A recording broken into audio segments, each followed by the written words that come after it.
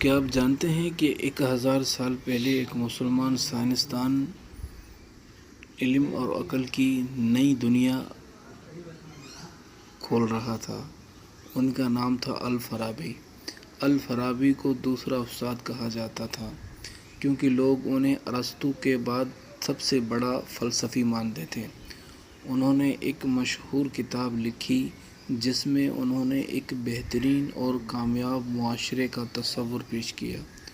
صرف یہی نہیں بلکہ الفارابی نے موسیقی کے اصول پر بھی کام کیا اور ان کی تحقیق نے بعد میں آنے والے علماء کو بہت متاثر کیا۔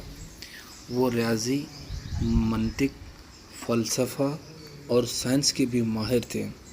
جی دوستوں سوچیں، ایک مسلمان سائنسدان ہزاروں سال پہلے علم کی روشنی پوری دنیا میں پھیلا رہا تھا اور آج بھی ان کا نام تاریخ میں زندہ ہے۔